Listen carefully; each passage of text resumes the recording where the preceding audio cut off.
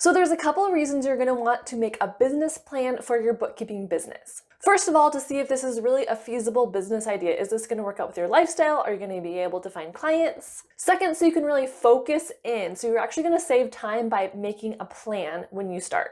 And number 3, for effective growth. So you can really get down to it and decide, do I want to have a giant bookkeeping business or just a small side hustle? I'm Morgan from FinePoints.biz. Check out my free masterclass and checklist, as well as I'd love it if you give this video a thumbs up and subscribe to my channel. So I have 9 things that you want to include on your bookkeeping business plan. And the first one is determine your why. So I've talked about this a lot before, but if you don't know the reason that you're starting this business, you're not going to stay motivated when times get tough to really keep going. And I shared before that my goal when I first started was to stay home with my daughter who was a baby and pay off our student loan debt. So I started bookkeeping because it was super flexible with a low startup cost, and I really felt like I was able to help my clients. So I felt like there was a purpose to what I was doing day in and day out. All right, number 2 in your business plan, you want to plan the legal side of things. So this is setting up your business structure. To start out, I recommend an LLC, a limited liability company.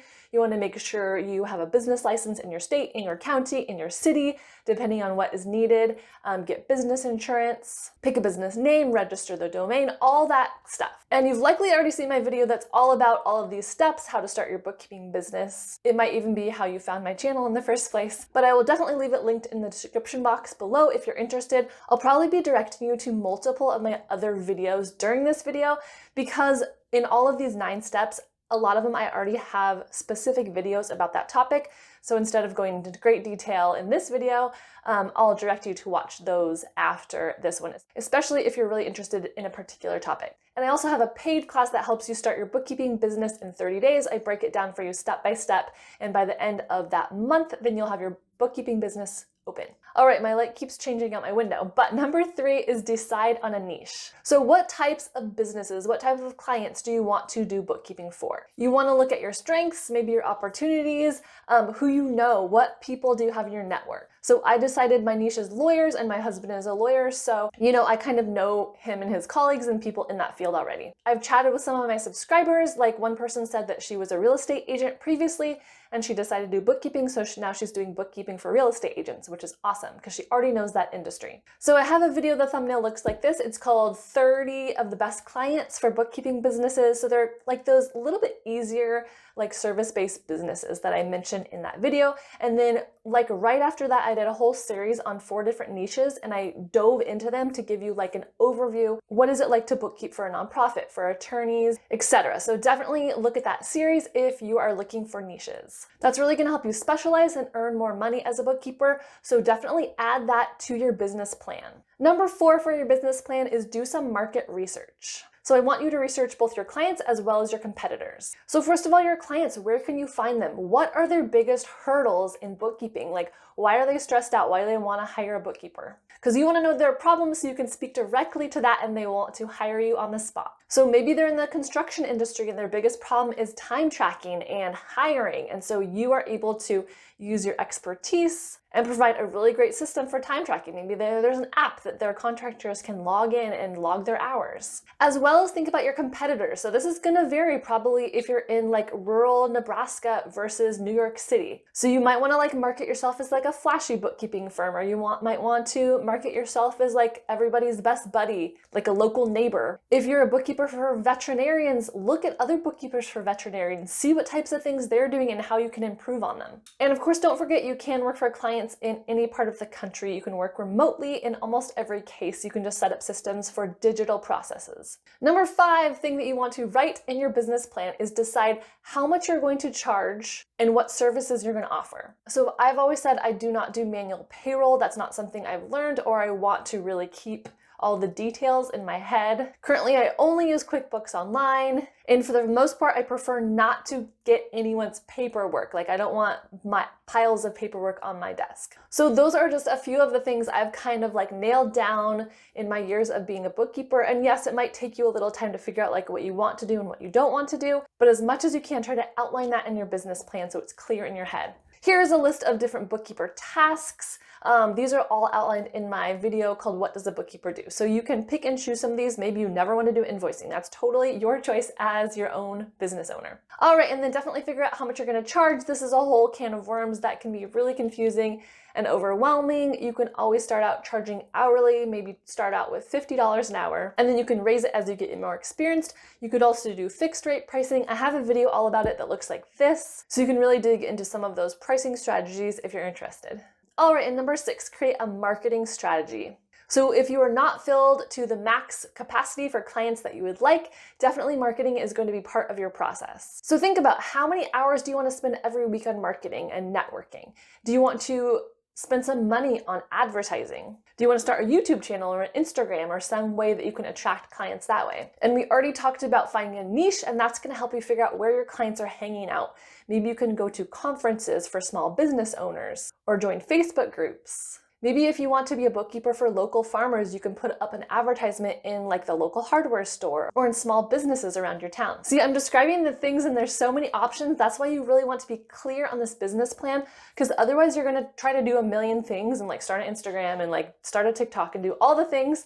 But really, maybe you didn't need to do all those things and you're going to waste a lot of time. Think about how many people you need to network with in order to get those few clients, and also think about how many clients you want to make your income goals or your time goals that you have. So I have a couple of videos on that. One is a spreadsheet where you can put your dollar amount goal at the top, and then it'll calculate how many clients you need. So I'll leave that video linked in the description box, as well as one that talks about small, medium, large clients, which kind of goes along with that. Because obviously like maybe 3 large clients would take about the same time and earn you about the same amount of money as like 20 small clients.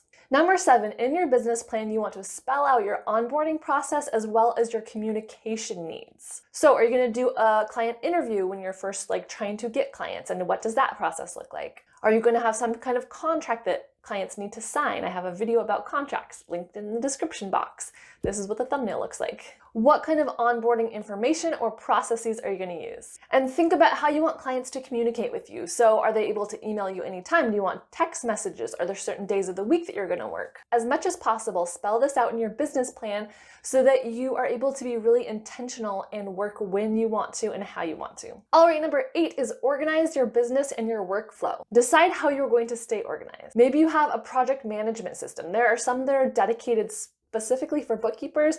I just use the free version of Asana at this point. I have a video about how I use Asana that I'll link for you guys. Let me know if I forgot any links and I'll try to find those. How do you want to organize client files? Like, do you want them all to live in the cloud? Do you want them to live on your desktop? Do you want to backup stuff? How do you want to manage passwords? And as I'm talking about all this stuff, I realize it can be really overwhelming. So I realize I can give you like a 7-minute video and be like, put all this stuff in your business plan. And you're the one who's actually going to have to go through and do the hard work of actually creating it and spending time thinking specifically for your business how it's all going to work. So I do just want to acknowledge that this is probably not going to be something you're able to like knock out in a day, but it'll definitely take you some time. And before I get into the last one, let me know in the comments if you're interested in learning more about this topic. I've actually thought about doing like maybe like a little mini course about a business plan. And then I can give you like some more examples, maybe a handout that you can fill out, like plug in some of this stuff. So let me know if that interests you. I might even create a waiting list in the description box, so check there and you might see that there. All right, last one, number 9, which I think is one of the very most important things and I love, is goal setting. So plan out your short-term and long-term goals in your business plan.